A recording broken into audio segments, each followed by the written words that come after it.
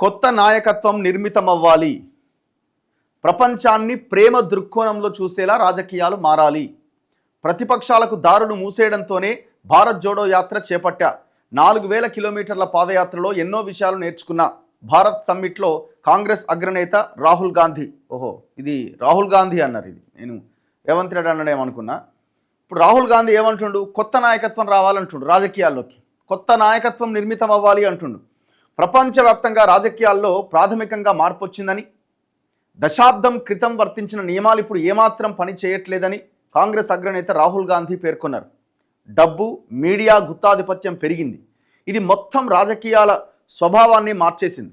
ప్రపంచాన్ని ప్రేమ, ఆప్యాయత, సానుభూతి అనే దృక్కోణంలో చూసేలా రాజకీయాలు మారాల్సిన అవసరం ఉందని పేర్కొన్నారు. రాజకీయాల్లో కొత్త నాయకత్వం నిర్మితం కావాల్సిన అవసరం ఉందన్నారు. విపక్షాలు చెప్పేది వినకుండా వాటిని అణచివేసే ధోరణి పెరిగిందని, ఈ కారణంగానే తాను 4000 కిలోమీటర్ల పాదయాత్ర చేపట్టినట్టుగా పేర్కొన్నారు. ప్రజాస్వామ్య విలువలను తిరిగి పొందడంతో పాటు వాటి సంరక్షణ వంటి ప్రాధాన్యాలను కొత్త రాజకీయ దృక్కోణం ద్వారా పునర్నిర్మించడం ఇప్పుడు అందరి ముందున్న నిజమైన సవాలని పేర్కొన్నారు. అందుకే మేమేమంటున్నాం, మీరు అధికారంలో ఉన్న దగ్గర మీరు అంటున్న మాటలు ఏమైనా అమలవుతున్నాయా? అమలు అవ్వడానికి ఏమైనా యాక్షన్ తీసుకుంటున్నారా? సరే, కొన్నిసార్లు సాధ్యం కాకపోవచ్చు. ఎందుకు? వాళ్ళు ఒకవేళ వాళ్ళని కాదని మీరు బుల్డోజ్ చేసి ముందుకెళ్లే ప్రయత్నం చేస్తే అక్కడ ప్రభుత్వం ఉండకపోవచ్చు, ఆ ప్రభుత్వానికి ఇబ్బందులు తలెత్తవచ్చు. కానీ ఉన్న దాంట్లో మీరు కొత్త నాయకత్వ నిర్మాణం కోసం మీరు వేస్తున్న అడుగులేంటి ఒకసారి చెప్పండి. తెలంగాణలో మీరు పవర్లో ఉన్నారు. తెలంగాణలో కొత్తగా యువకులు రాజకీయాల్లోకి రావడానికి మీరు చేస్తున్న ప్రయత్నాలు ఏంటి? మీ పార్టీ ఎంతమంది యువకులకి, ఎంతమంది పోరాటం చేసిన వాళ్ళకి, మేము రాజకీయాల్లోకి రావాలి అనుకుంటున్న వాళ్ళకి, మేము బయటి వాళ్ళకి చెప్తలేం, మీ పార్టీలో ఉన్న యువకులకే ఎన్ని అవకాశాలు కల్పిస్తున్నది? ఒకసారి మీరు ఆత్మ పరిశీలన మీరు చేసుకోవాలి. మీ చుట్టూ ఉన్న నాయకులకు చెప్పాలి. అక్కడ మీ పక్కనే ఉన్నాడు, ఇటు పక్కన రైట్ సైడ్లో ఈ రాష్ట్ర ముఖ్యమంత్రి రేవంత్ రెడ్డి గారు, ఆయనకు చెప్పాలా. అటువైపున ఉన్నాడు ఉప ముఖ్యమంత్రి భట్టి విక్రమార్క గారు, ఆయనకు చెప్పాలా. ఇంకా చాలామంది లీడర్లు ఉన్నారు. 70 ఏళ్ళు పైబడ్డ ఆయన కూడా నాకు పదవి కావాలి, ఇప్పుడు నేను అప్పటి నుంచి ఉన్న పదవిలో అని చెప్తాడు. ఎప్పుడో వెనకటి నుంచి ఉన్న నేను ఇందిరాగాంధీ, రాజీవ్ గాంధీ నుంచి అని చెప్తున్నాను. ఆయన నువ్వు కూర్చోవా, నువ్వు అనుభవించిన కాడికి చాలు, ఈ పార్టీలో ఉన్న యువకులకి పదవులు రావాలన్నది ఆలోచించాలంటే లేదు నేను సచ్చి ఎక్కేదాకా నాకు పదవిలోనే ఉండాలి నేను అనుకుంటారు. ఇంకా చాలామంది ఉన్నారు అట్లా, ఇట్లా వణుకుతుంటారు. బీపీలు, షుగర్లు వస్తాయి. ఆయనకు పదవి కావాలా, ఆయన కొడుకులకు పదవి కావాలి, బిడ్డలకు పదవులు కావాలి. ఇప్పుడు ఆడ జానారెడ్డి చూడు, జానారెడ్డి ఒక కొడుకు ఎంపీ, ఒక కొడుకు ఎమ్మెల్యే. ఆయన మళ్ళీ ఆయనకి ఈ ప్రభుత్వంలో క్రియాశీలకమైన పదవి కావాలని తనలాడుతున్నాడు. తనలాడడమే కాదు, పుల్లలు పెడతా ఉన్నాడు దీంట్లో. అట్లా ఎంతమందో ఉన్నారు. ఇప్పుడు ఆడ ప్రేమ్ సాగర్ రావు ఉన్నాడు, ఆయనకి ఇప్పుడు మంత్రి పదవి కావాలా?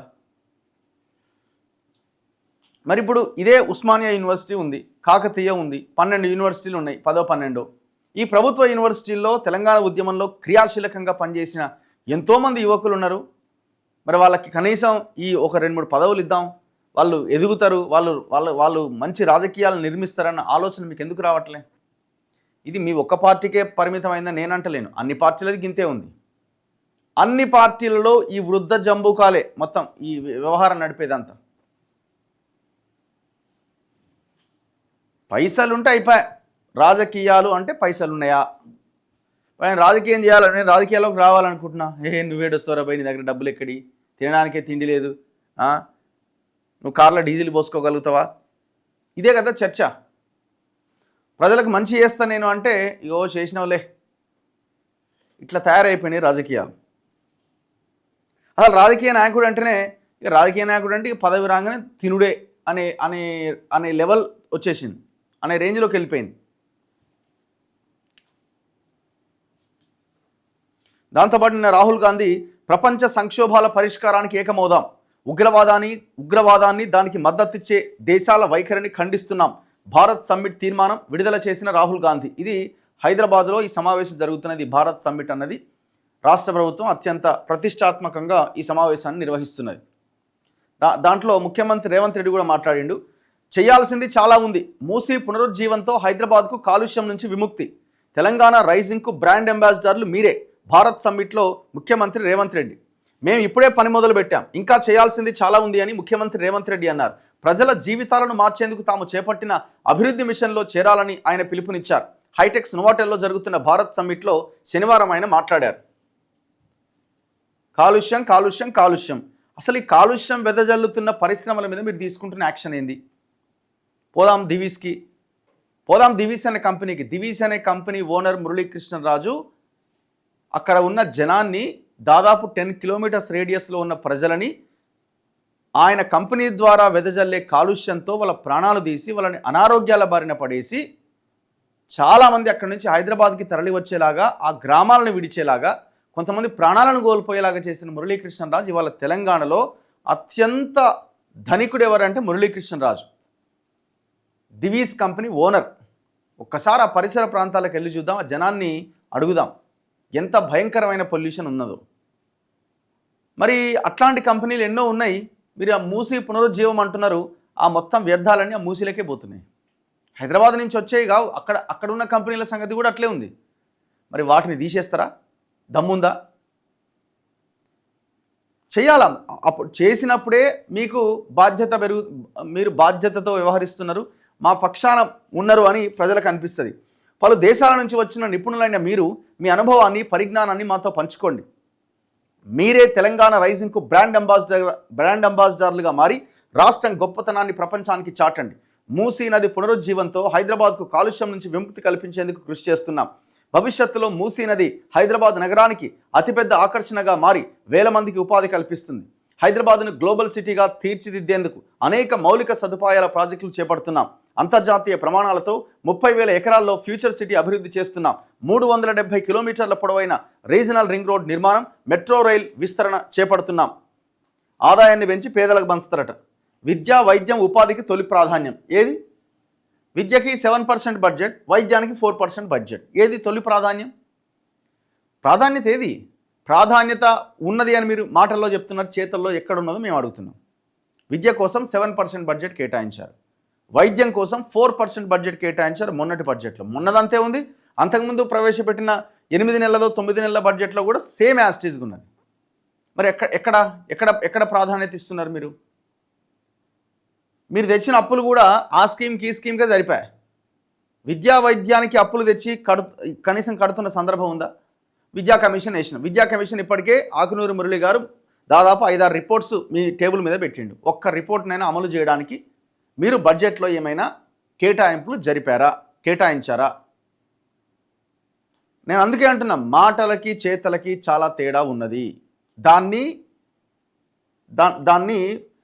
రెండింటిని దగ్గరికి తీసుకురండి. ఇదో తాను ఉంటే ఉపయోగం లేదు. ఇగో మళ్ళీ ఉచిత బస్సు కల్పించినాం, గ్యాస్ ఇచ్చినాం, కరెంట్ ఇచ్చినాం, బాగానే ఉన్నాయి. ఇవన్నీ ఎవరు కాదనట్లేదు. ఇవి కాదు, ఇవి మీరు విధానపరంగా తీసుకునే నిర్ణయాలు కావివి. ఇవన్నీ కూడా ఉచిత పథకాలు. ఇవి మంచి కావని ఎవరు అంటలేరు. అదే సమయంలో దీర్ఘకాలిక తెలంగాణ అభివృద్ధి కోసం మీరు తీసుకోవాల్సిన కొన్ని విధానపరమైన నిర్ణయాలు ఏవి అని అడుగుతున్నారు. బాగానే ఉంది. పొల్యూషన్, కాలుష్యం అరికడతామన్నారు, హైడ్రా అన్నారు, అక్రమ కట్టడాలు అన్నారు, ఇవన్నీ బాగానే ఉన్నాయి, స్టార్ట్ చేశారు. ఆరంభం చాలా గొప్పగా ఉన్నది. కానీ ఏమైంది? తర్వాత ఏమైంది? అది చివరికి హైడ్రా అనే పదాన్ని మీరు కానీ, మీ నోటి నుంచి కానీ, మీ ఎమ్మెల్యేలు, మీ మంత్రుల నోటి నుంచి కానీ రాకుండా అయింది. ఒకవేళ హైడ్రా అనే మాట మాట్లాడితే జనాలు తిరగబడి కాడికి వచ్చింది. ఎందుకు వచ్చింది పరిస్థితి? ఎందుకు వచ్చింది? ఎవరైనా పెద్దోడి కన్స్ట్రక్షన్ని గూలగొడితే జనాలు ఆ మాట అనేటోళ్ళ కాదు కదా. మీరు వాళ్ళ వదిలేసి జనం మీద పడ్డారు, చిన్న వాళ్ళ మీద పడ్డారు.